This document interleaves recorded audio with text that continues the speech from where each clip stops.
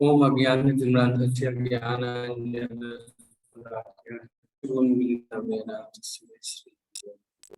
आदाय कृष्णपृष्ठाय भूतले श्रीमते वेदांत स्वामिनीति नामिने नमस्ते सारस्वते देवे गौरवाणी निर्विशेष शून्यवादी पाश्चात्य देश।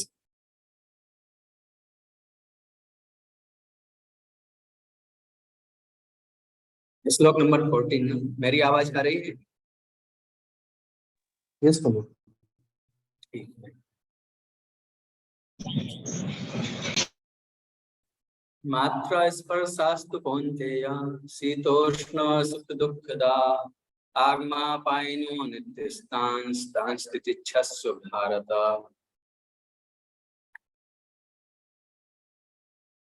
भगवान कहते हैं, हे कुंती पुत्र कौन्तेय, हे कुंती पुत्र, सुख दुख का क्षणिक उदय तथा काल क्रम में उनका अंतर्धान होना सर्दी तथा गर्मी की ऋतुओं के आने के जाने के समान है। भरतवंशी वे इंद्रिय बोध से उत्पन्न होते हैं और मनुष्य को चाहिए कि अविचल भाव से उनको सहन करना सीखे। तो यहाँ पे भगवान बता रहे हैं कि जैसे कि हमारे जीवन में आपने देखा होगा, सभी के जीवन में देखा होगा, सुख दुख आता है, सर्दी गर्मी आते हैं, सब आते रहते हैं। लेकिन ये कैसे आते हैं, किस कारण हमें महसूस होते हैं? इंद्रिय बोध के कारण। हमारी विभिन्न इंद्रियां हैं, उनके कारण हमें सुख दुख का अनुभव होता है, मान अपमान का हमें अनुभव होता है। ये सारी चीजें हमें अनुभव होती हैं। इससे पहले हमने ये कल श्लोक जी डिस्कस कर लिया था, शरीरधारी आत्मा के बारे में, देहिनो अस्मिन् यथा देहे कौमारम यौवनम जरा। तो उससे रिलेटेड अभी ये दूसरा श्लोक है। तो यहाँ पे ये स्पष्ट कर दिया गया कि जो देही है वो शरीर में रहता है। जैसे चीन में रहने वाले लोगों को चीनी बोलते हैं, वैसे ही देह में रहने वाला देही, बहुत स्पष्ट है। तो सबसे पहले ये श्लोक, जो दूसरा श्लोक है, इसको समझने के लिए पहले हमें ये जानना होगा कि हम कौन हैं। अगर ये हमें स्पष्ट नहीं है तब तक हम ये श्लोक को नहीं समझ सकते कि इस सुख दुख और सर्दी गर्मी और इंद्रिय बोध से उत्पन्न होते हैं, ये सब क्या है और अविचल भाव से उनको सहन करे। अरे कैसे सहन करे? हमें ठंड लगती है, गर्मी लगती है, थोड़ी ठंड लग जाए सुबह जाग नहीं पाते, तो सहन करना सीखो। अगर सहन करेंगे तो बीमार पड़ जाएंगे। क्या बात कर रहे हैं हम? तो सबसे पहले ये समझना आवश्यक है, हम शरीर नहीं आत्मा है। कैसे आत्मा है? अब कोई कह सकता है भाई ये शरीर को कष्ट होता है तो हमें कष्ट होता है, हम शरीर है। तो आपने देखा होगा कि जब कोई व्यक्ति मर जाता है तो वो शरीर वहीं पे रहता है, लेकिन हम कहते हैं वो चले गए। कौन चला गया? कोई तो है चला गया, वो कौन है? तो वास्तव में इस शरीर में एक आत्मा रहती। अब आत्मा कौन है, इसको पहचानना। क्या आत्मा ये आँख है, कान है, नाक है, जीभ है? अगर आत्मा आँख है तो अंधे व्यक्ति जो होता है वो मृत प्राय होना चाहिए, क्योंकि उसकी तो आंखें नहीं होती, आँख देखने की क्षमता नहीं होती। कान नहीं होते, जिसको सुनना नहीं आता, तो वो मृत प्राय होना चाहिए, मृत होना चाहिए। तो इस तरीके से हम देखते हैं कि आँख, कान, नाक, जीभ, त्वचा, ये सब तो शरीर के अंग हैं। हम शरीर से परे हैं। शरीर से परे हम कौन हैं? फिर आता है मन। हम यहाँ पे बैठे हैं लेकिन कई जगह घूम के आते हैं, कई तरीके के हमारे अंदर विचार आते हैं। अब आत्मा तो शाश्वत है, शाश्वत मतलब कि नष्ट नहीं होता। अब ये इधर उधर मन घूम रहा है, मन घूम रहा है, उससे वो ढेर सारे विचार कलेक्ट करते हैं और वो विचार कुछ समय बाद लुप्त भी हो जाते हैं, हमारे मन में रह नहीं जाते हैं। तो जब वो अशाश्वत है तो वो कैसे वास्तव में आत्मा हो सकता है? वो तो शाश्वत नहीं है। और दूसरी बात, मन इधर उधर आपका भाग रहा है। अब मन भाग रहा है तो मन को फिर पकड़ के कौन ला रहा है? यानी मन से सुपीरियर कोई है मन को कोई कंट्रोल में कर रहा है, तो मन को कोई कंट्रोल में कर रहा है, जैसे गाड़ी लेते हैं ना, स्टीयरिंग कोई कंट्रोल करता है ना, तो स्टीयरिंग को कोई कंट्रोल करने वाला है, मतलब कि स्टीयरिंग सब कुछ नहीं है, स्टीयरिंग से पीछे भी कोई है, स्टीयरिंग से आगे भी कोई है, राइट ना? तो वो कौन है, उसको हमें जानना चाहिए। अब हम देखते हैं कि मन को हम लगाम लगा रहे हैं बुद्धि से, ठीक है, अब बुद्धि से लगाम लगा रहे हैं, लेकिन जब मन भाग रहा था तब आपकी बुद्धि कहाँ थी? तब बुद्धि कहाँ सोई हुई थी? और बुद्धि को एक्टिव किसने किया? ये जाओ मन को पकड़ के लाओ। और बुद्धि भी हम देखते हैं अपरिवर्तित होती है, ऐसा होता है क्या? नहीं, बुद्धि परिवर्तित होती है। शास्त्र बुद्धि होती है, भौतिक बुद्धि होती है। भौतिक बुद्धि से हम क्या करते हैं, ये जगत को एंजॉय करने का या भोग करने का ही हम मन में विचार लाते हैं। लेकिन जो आध्यात्मिक बुद्धि है, उससे हम सही गलत का हम पहचान करते हैं शास्त्र को पढ़ने के बाद। तो बुद्धि परिवर्तित होती है अच्छे या बुरे विचारों को ग्रहण करके या उसको फिर समझने के बाद। इसलिए कहते हैं ना, शास्त्र बुद्धि से हमें सही गलत का फैसला करना चाहिए। भौतिक बुद्धि फंसा देगी आपको, इसलिए शास्त्र अध्ययन करना चाहिए। बुद्धि को शास्त्र में लगाओ, तब आपकी शास्त्र बुद्धि डेवलप होगी और तब सही वस्तु आपको ज्ञात होगी। तो यानी कि बुद्धि को भी जो लगा रहे हैं, बुद्धि से पीछे भी कोई है। तो बुद्धि मन ये सब कैसे एक्टिव हो रहे हैं? जैसे कार एक चल रही है तो उसका इंजन स्टार्ट हो गया, स्टीयरिंग भी घूम रही है, सारा कुछ हो रहा है, चल रहा है। तो क्यों चलती है कार? क्योंकि उसके पीछे एक ड्राइवर होता है। क्योंकि पूरी कार तो निर्जीव है, ऐसे मन बुद्धि ये सब निर्जीव है। ये क्योंकि भौतिक तत्व है ना, जड़ तत्व है। जड़ मतलब कि जो चल नहीं सकता, तो उसके पीछे बुद्धि है। बुद्धि के पीछे कौन है? आत्मा है। इन सब के पीछे आत्मा है। तो ये सारे जड़ पदार्थ है, मन बुद्धि अहंकार, ये सब जड़ पदार्थ है। और जड़ पदार्थ मतलब कि जो अपने मन से कुछ कर नहीं सकते, खुद से कुछ कर नहीं सकते, इनको बोलते हैं जड़ पदार्थ। जड़ अवस्था में रहते हैं, तो उनको एक्टिव करने वाली होती बुद्धि, वो सॉरी आत्मा, उनको एक्टिव करने वाली होती है आत्मा। तो आत्मा शरीर में है, इसलिए शरीर चलायमान। अब हम शरीर तो है नहीं,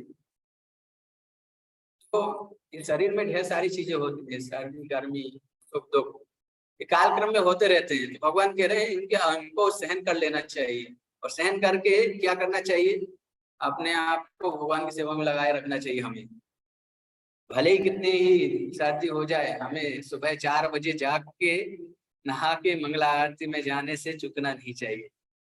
भगवान की सेवा में जाना चाहिए, भगवान का जप करने से चूकना नहीं चाहिए।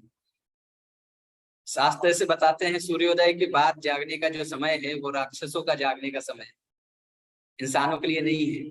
और हम तो देवी चेतना को विकसित करना चाहते हैं, तो उस चेतना को विकसित करना चाहते हैं तो सुबह हमें जाग जाना चाहिए सूर्योदय से पहले।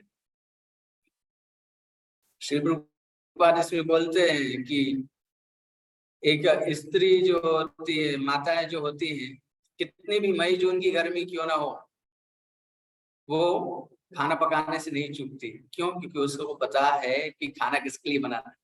उसको अपने घर के सदस्यों से प्रेम है, और उसको पता है कि अगर मैं खाना नहीं बनाऊंगी तो ये कैसे क्या खाएंगे। तो प्रेम के कारण उनके लिए हर एक कंडीशन में उस सुख दुख इस सबको सह लेती है और परिवर्तित नहीं होती। वैसे ही जब हमें भगवान से प्रेम होगा, हम लोग कहते हैं भगवान से प्रेम है तो प्रसन्न करना चाहिए भगवान के लिए। जाग के सुबह जल्दी जाग के नहाना चाहिए, भगवान की मंगला आरती में जाना चाहिए, दर्शन करना चाहिए। तो इसी प्रकार क्या है, युद्ध करना क्षत्रिय का धर्म है। जैसे महिलाओं का माताओं का खाना पकाना का धर्म है, साधुओं का हम सबका सुबह जल्दी जाग के वैदिक जो आदेश है उसके अनुसार स्नान करके मंगला आरती अटेंड करना, साधना करना, ये धर्म है। वैसे ही ये क्षत्रिय का धर्म है कि वो अपने कर्तव्य निभाए और युद्ध से विचलित ना हो, युद्ध से भागे नहीं, बल्कि धर्म की रक्षा हेतु युद्ध लड़े। तो यहाँ पे कौन थे बोला? अर्जुन को। क्यों बोला? भगवान कह रहे हैं देखो तुम किसके पुत्र हो? तुम महारानी कुंती के पुत्र हो। और दूसरी तरफ अर्जुन क्या था? दूसरी तरफ अर्जुन का जो वंश है भरत वंश, वो भी बहुत ग्लोरियस है। तो दोनों तरफ से उसको महान विरासत प्राप्त हुई है। और ऐसे में अगर वो युद्ध से विमुख होता है तो वो साथ में केवल अपना ही नुकसान नहीं कर रहा है, बल्कि अपने दोनों कुलों की भी, मातृ पक्ष और पितृपक्ष दोनों की कीर्ति को भी वो कलंकित करेगा। तो इस तरीके से भगवान उसको याद दिला रहे हैं, देखो तुम कौन हो, तुम कौन थे हो, तुम्हारा मातृवंश भी कितना ग्लोरियस है, और साथ में ये भी बता रहे उसका पितृवंश भी कितना ग्लोरियस है। एक श्लोक और लेंगे। यम ही ना व्यथयन्त्येते पुरुषम पुरुषर्षभ सम दुख सुखम धीरम स्वमृतत्वाय कल्पते। ये पुरुष श्रेष्ठ, जो पुरुष सुख तथा दुख में विचलित नहीं होता, इन दोनों में संभाव रहता है, वह निश्चित रूप से के योग्य है। सुख तथा दुख में विचलित नहीं होता और इन दोनों में संभाव रहता है, तो हमें संभाव रहना चाहिए। और जब कोई व्यक्ति संभाव है तो वो मुक्ति के योग्य है, नहीं तो नहीं है। तो यानी कि हमारा उद्देश्य ये होना चाहिए कि शरीर के जो वेदना है उनसे परे होके हर कंडीशन में हम अपना कर्तव्य निर्वाह करें, आत्म साक्षात्कार हेतु कार्य करें। कई बार क्या होता है कि थोड़ा सा जुकाम हो गया, हम बोलते हैं प्रभु जी आज तो हमें जुकाम था, हम माला नहीं कर पाए। अरे जुकाम आपके नाक में था, बोलने में क्या था? एक छोटी सी टेबलेट लेके हम जब कर सकते थे, अगर बोलने में भी तकलीफ है तो, लेकिन हम उसको स्किप करते हैं। और आप सोचिए कि जब हम स्वस्थ हैं, थोड़े से जुकाम के कारण अगर हम जप नहीं कर पा रहे हैं, तो मृत्यु के समय हम कैसे जप करेंगे, कैसे भगवान का नाम बोलेंगे? अंते नारायण नारायण स्मृति वो कैसे होगी? हम बड़ी आसानी से बोलते हैं कि अजामिल ने तो लास्ट टाइम पे नाम लिया था और वो मुक्त हो गया था, लेकिन अजामिल की प्रैक्टिस भी थी। अजामिल ने पहले बहुत बार नारायण नाम पुकारा था और पूरा वो ब्राह्मण था, तो उसने शुरुआती जीवन में भगवान का नाम जब साधना इत्यादि अच्छे से किया था। जामिल को भी तब भी सेकंड चांस दिया गया, उसने भक्ति की, तब भगवत धाम गया, डायरेक्ट नहीं गया। हमें तैयार होना चाहिए उस पल के लिए कि जब हमारे कफ के कारण कंठ भी रुक जाएगा, तब हमें भौतिक चीजें याद ना आए, हमें भगवान का नाम याद आए। तो ये कैसे होगा? सबसे पहले ये जानना होगा हम शरीर नहीं आत्मा है, हमें शरीर की संतुष्टि के लिए नहीं, अपनी संतुष्टि के लिए कार्य करना है।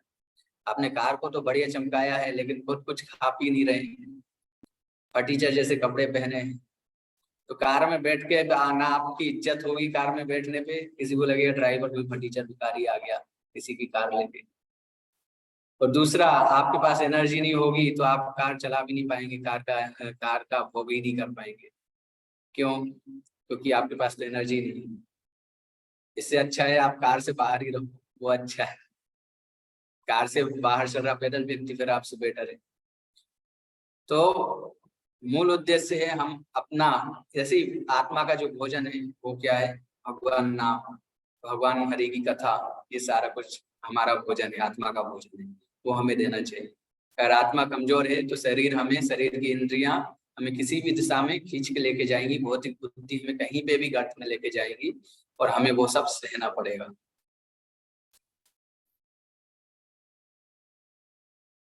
ये कठिनाइयां पारिवारिक यहाँ पे, किंतु जो अपने जीवन को सचमुच पूर्ण बनाना चाहता है वह समस्त कठिनाइयों के होते हुए भी संन्यास आश्रम अवश्य ग्रहण करता है। ये कठिनाइयां पारिवारिक संबंध विच्छेद करने तथा पत्नी और संतान से संबंध तोड़ने के कारण उत्पन्न होती है।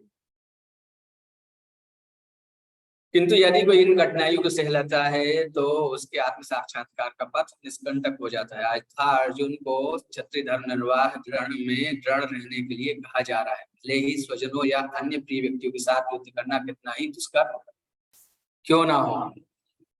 तो भगवान इससे बता रहे हैं, देखो तुम अपने सारे सगे संबंधियों को मारोगे, नो डाउट इससे तुम्हें कष्ट होगा, लेकिन ये तुम्हारा कर्तव्य है अर्जुन। क्षत्रिय का धर्म ही है युद्ध करना और धर्म की रक्षा करना, तो तुम्हें इसमें संभाव रहना चाहिए।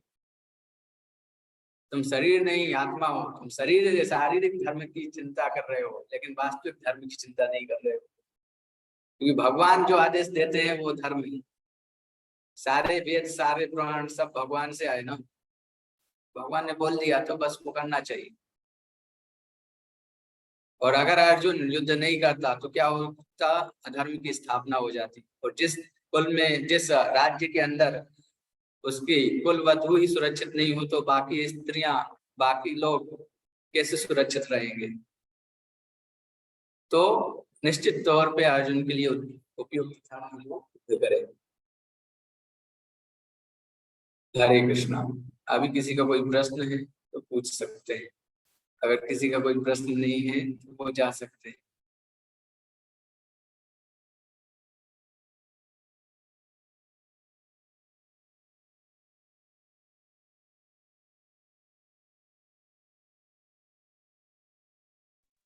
ठीक है, किसी का कोई प्रश्न नहीं है। हरे श्रील प्रभुपाद की जय।